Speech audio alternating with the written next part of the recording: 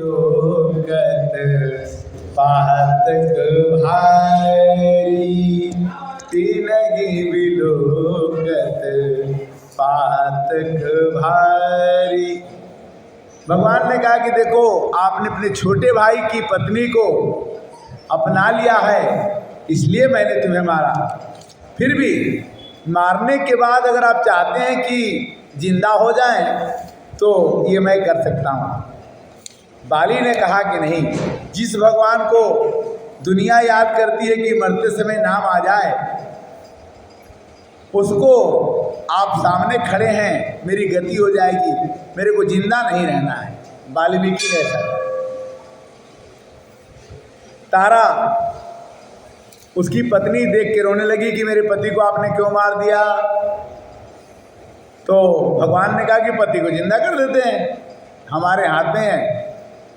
और ज्ञान दिया कि क्षितिज पावक गगन समीरा, पंचरचित यह अधम शरीरा। यह शरीर जो है 5 चीजों से बना है तारा। अगर बाली को हम जिंदा करना चाहते हैं तो कर सकते हैं, किंतु ये शरीर नश्वर है, आज नहीं तो कल जरूर मर जाएगा। किंतु आज इसकी मुक्ति मिल रही है हमारे हाथ से, कल किसके हाथ से मरेगा ये पता नहीं है। तो तारा को उन्होंने समझा दिया। अंगद को भगवान ने अपना लिया, अंगद को अपनी सेना में रख लिया, जो बाली के लड़के थे। और रामायण में अंगद जी की बड़ी भूमिका है। रावण की सेना में जाकर बोले कि अगर किसी में हिम्मत हो तो मेरा पैर उठा के दिखा दे।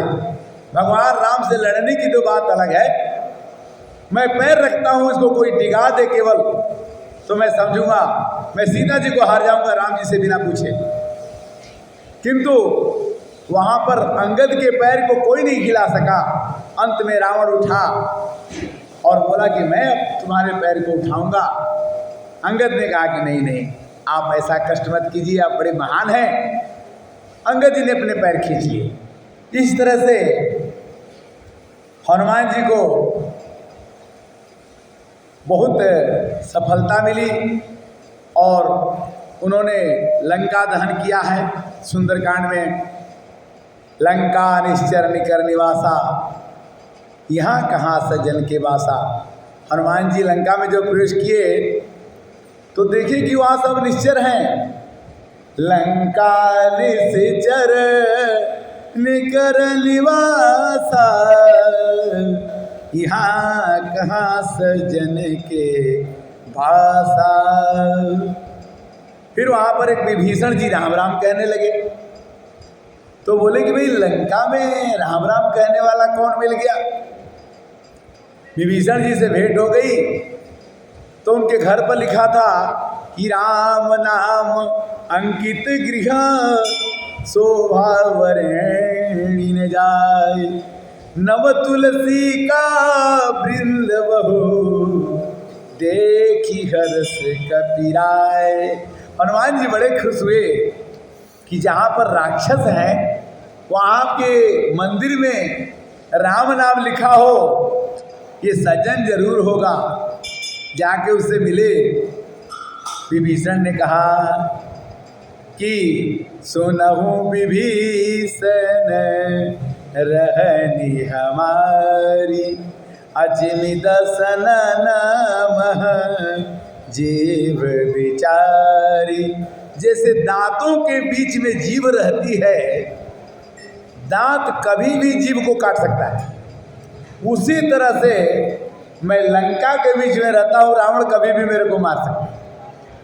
उन्होंने कहा कि भगवान से कहना कि रो रो तात नरक के बासा, दुष्ट संघ जनी देहु विधाता।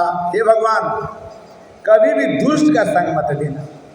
नरक में भले जन्म दे दो चलेगा, किंतु दुष्ट का संग मत। क्यों कि कुसंगति कुशल नहीं, तुलसी मन अफसोस। महिमा घटी समुद्र की रावण बसो परोस। रावण के समुद्र के किनारे बसने से भगवान राम को समुद्र पर पुल बांधना पड़ा। ये रावण की ये कृपा है। हरे कृष्णा कर दे इनको लक्ष्मण दास जी। रावण बसो परोस। तो रावण ने ऐसा कर दिया कि भगवान राम को पुल बांधना पड़ा। और पुल बांधने के लिए उन्होंने पहले विनय किया सागर से कि भैया सूख जाओ। नहीं सूखे तो आए और धीरे से प्रभु को बताए कि पुल तो बांधना ही पड़ेगा। तो कहने का मतलब यह है कि कुसंगति कुशल नहीं, तुलसी मन अफसोस। महिमा घटी समुद्र की, रावण बसो